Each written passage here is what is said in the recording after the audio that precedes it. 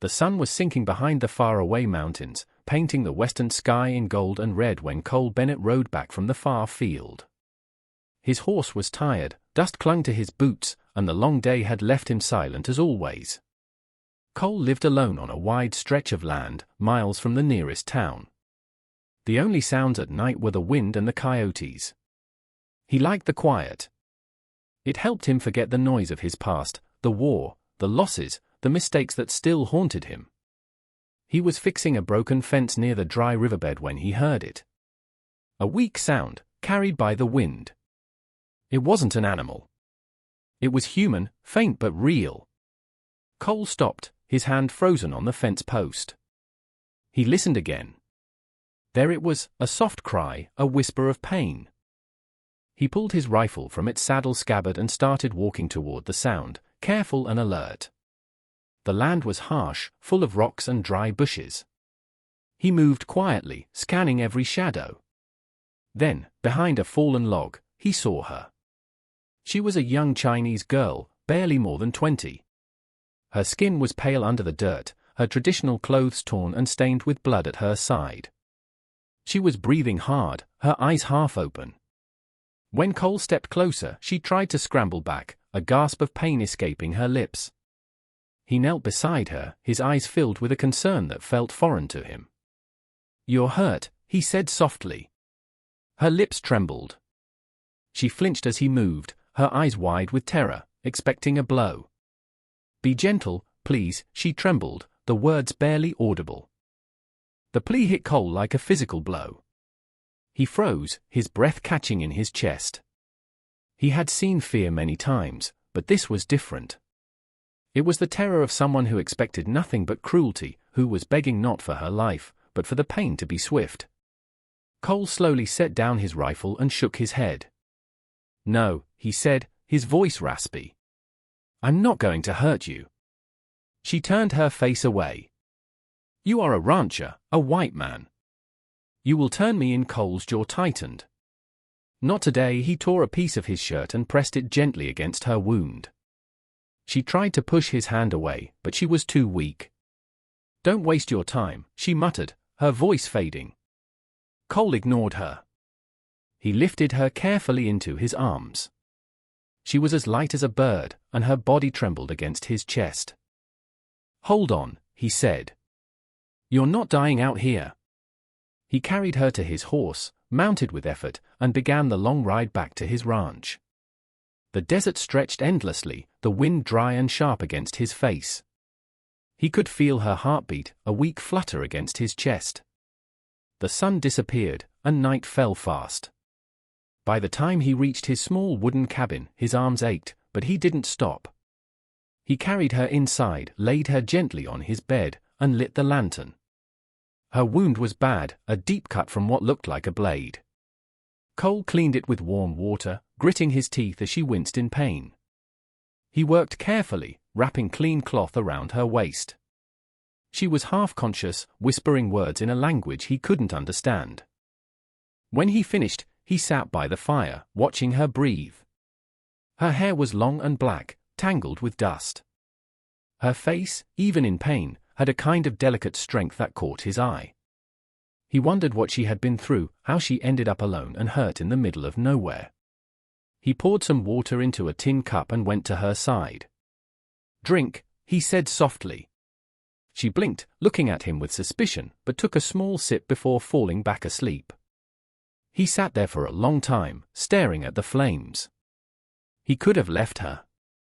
The folks in town held no love for the Chinese laborers working the railroad lines, calling them pests and intruders. But Cole didn't see an intruder. He saw someone who had suffered enough. Maybe it was because he, too, knew what it felt like to lose everything. The next morning, sunlight filled the cabin. Cole woke up in the chair where he had slept. The girl was still there, her eyes open, watching him carefully. When he moved, she flinched. "You're awake," he said quietly. "You're safe here." "Why?" she asked in a weak voice. "Why not give me to the railroad men? They would pay you." Cole shook his head. "Don't want their money." She frowned, unable to comprehend his motive. "You don't know who I am," she said. "Doesn't matter," Cole replied. "You were bleeding." "That's all I needed to know." She stared at him for a long time, searching for a sign of deceit, but Cole had none to give. He brought her a bowl of water and some bread. She hesitated but finally ate a few bites. Later, Cole stepped outside to tend to the horses. He looked toward the hills, knowing that if anyone found out he was keeping a Chinese girl under his roof, trouble would come knocking. He could already hear the talk. Cole's gone soft. He's protecting one of them. But deep inside, he didn't care. He had made his choice. When he returned, she was sitting up, weak but alert. "Your name?" he asked. She said after a moment. "Cole," he said simply. "Cole Bennett." For a few seconds, they looked at each other, two strangers from worlds that had only known conflict. Yet, in that small cabin, surrounded by silence and desert dust, something fragile and new began to take shape. That night, as he checked her bandages, Mai's hand suddenly caught his wrist. Her eyes filled with tears she refused to let fall. "You should have left me," she said softly. "My people are gone. I have nothing." Cole looked at her with quiet strength. "Maybe," he said. "But you're still breathing. That's something." For the first time since he found her, Mai didn't argue. She closed her eyes, and for the first time in days, she slept without fear. Cole sat by the fire again, his eyes on the flames. The desert outside was cold and endless, but for some reason, the cabin didn't feel as empty anymore. He didn't know what tomorrow would bring, but for now, he had done what felt right.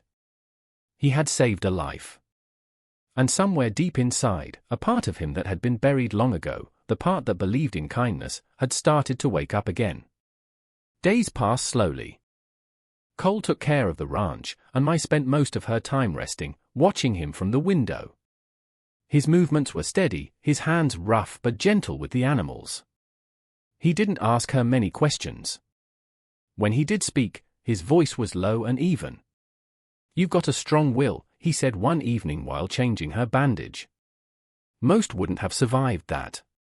Mai looked away. "I am not most." He smiled faintly. "I can see that." Little by little, the distance between them began to fade. She started helping in small ways, folding his clothes or tending the fire when he was outside. Luke noticed but didn't comment. One night, a cold wind swept through the plains, waking her. She looked toward the fire. Cole was sitting by it, staring into the flames, lost in thought. His eyes looked tired, older than his years. "Why do you live here alone?" she asked softly. He didn't answer right away. "Lost someone," he finally said. "Didn't want to be around people after that." "Your wife," she guessed.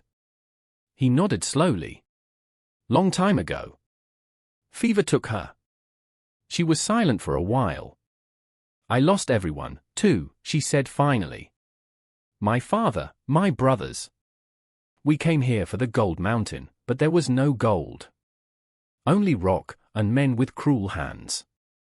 There was a fight at the camp. I was the only one who ran."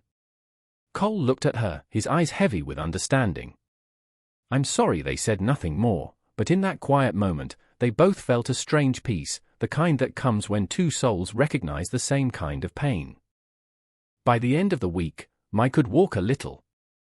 Luke found her standing outside the cabin, leaning against the doorframe, staring at the horizon. "You shouldn't be out here yet," he said gently. "I needed to see the sky," she replied. "It feels free." The next morning, Cole rode to town for supplies. When he returned, his face was tense. "They're talking in town," he said quietly. "A railroad foreman says one of his workers ran off after a disagreement. They're looking." Mai's hands trembled. "You shouldn't have helped me. They will come for you." Cole's voice was firm. "Let them come. I've got nothing left to lose." For a long time, neither of them spoke. The fire crackled softly. Outside, the wind howled. But in that small cabin, two lonely souls had started to find something they both thought they'd never feel again, a reason to care. The uneasy calm was shattered a few days later. Cole woke to the distant sound of hooves. He stepped outside as three riders approached. The man in front was Garrick, the railroad foreman, a man known for his temper. "Morning, Bennett," Garrick said, his tone mocking. "Came to see if the stories are true." Cole's voice was calm but firm. "There's nothing for you here. You can turn around now." Garrick laughed. "I ain't leaving till I look for myself." He kicked his horse forward, but before he could reach the porch, the cabin door opened. Mai stepped out, her eyes steady and proud. "Well, look at that," Garrick said with a smirk. "Guess the rumors were true. You've lost your mind, Bennett." Cole stepped between them. "You'll turn around and leave now." Garrick spat in the dust. "You're protecting her, after what her kind's done. They take our jobs, live like rats." Cole's jaw tightened. He lost control of the quiet detachment he had cultivated for years. "She's done nothing wrong. You want a fight, you pick it with me." The men exchanged looks, then pulled their horses around. Garrick leaned close, his voice a low threat.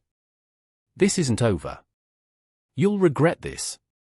When they were gone, Mai turned to Cole, her face pale. "You shouldn't have done that." "I told you before," he said quietly. "I don't care what they think." That evening, as the sun went down, thunder rumbled in the distance. A storm was coming. Cole found Mai standing by the window, staring at the dark clouds.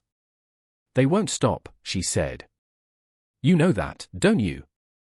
Cole nodded. "I know." "Then why aren't you afraid?" He gave a small smile. "Because fear never built anything worth keeping." She turned to him, her voice soft. "You risk your life for me, but you don't even know my story." "Then tell me," he said. Mai took a deep breath. "My father was a scholar. He believed in the promise of a new land. He brought us here to build a better life. But the men here, they didn't see a scholar. They saw cheap labor. One night, the foreman, Garrick, he tried to hurt me. My father fought him. Garrick and his men, they killed him. I ran until I couldn't anymore." Her voice broke.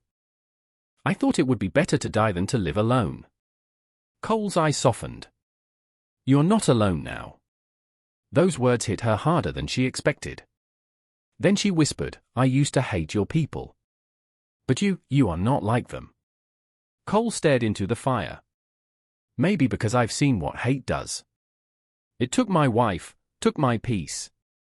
I won't let it take any more." The storm outside broke loose then, rain pounding against the roof, but inside, the fire burned steady. When morning came, the land smelled fresh, washed clean. Later that day, as they worked side by side, Mai glanced at him and said softly, "If they come again, I will fight, too." He saw the fire in her eyes and nodded slowly. "Then we'll stand together." That night, Cole sat on the porch, his rifle resting across his knees, watching the horizon. Mai came out and sat beside him. "You ever think of leaving this place?" she asked. He shook his head. "It's my home. I built every piece of it with my own hands. If I walk away now, I lose more than just land." She nodded, understanding. "Then I will stay, too." He turned to look at her, surprised. "That's not what I meant."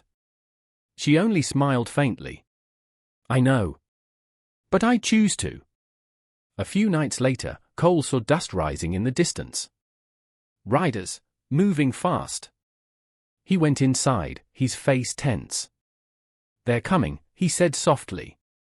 Mai stood up, her heart pounding but her expression resolute. "Then it is time." He handed her his old hunting rifle. It was heavy, worn from years of use. "You know how to shoot?" She checked the weapon, her movement sure. "My father taught me." As night fell, they prepared in silence. By the time the riders reached the ranch, the moon had risen. 5 men, their faces hidden in shadow, circled near the gate. Cole stepped onto the porch. "Evening, Garrick," Cole's voice called out. "I told you to go home." "Can't do that," Garrick sneered. "You're harboring a thief and a runaway. We came to collect." "She's hurt no one," Cole said firmly. "You have no right."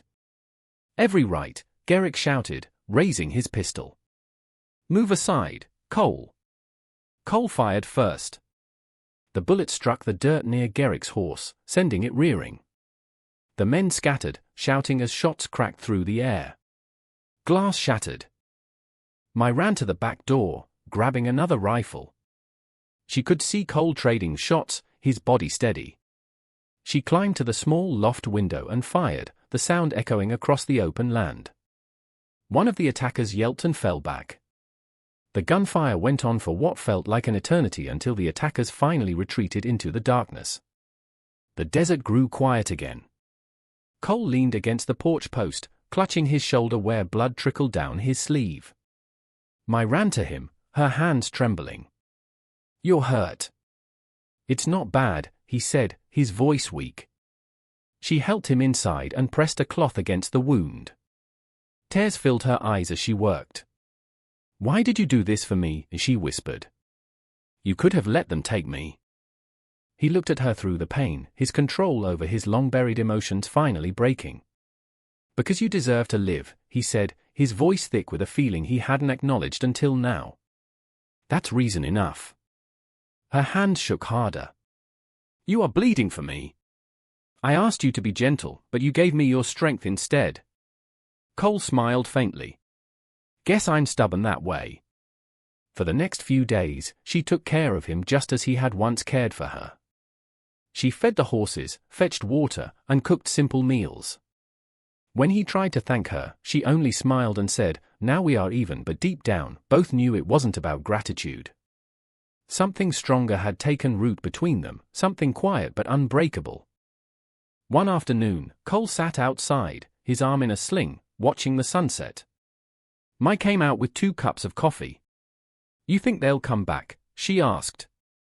"Maybe," Cole said. "But I don't think they'll try again soon." "And if they do?" He took a slow sip. "Then we'll face it like we did before. Together." "Together," she repeated softly. She turned to him, her eyes glistening. "You changed my life, Cole. You showed me there is still good in this world." He turned to her, his own voice low.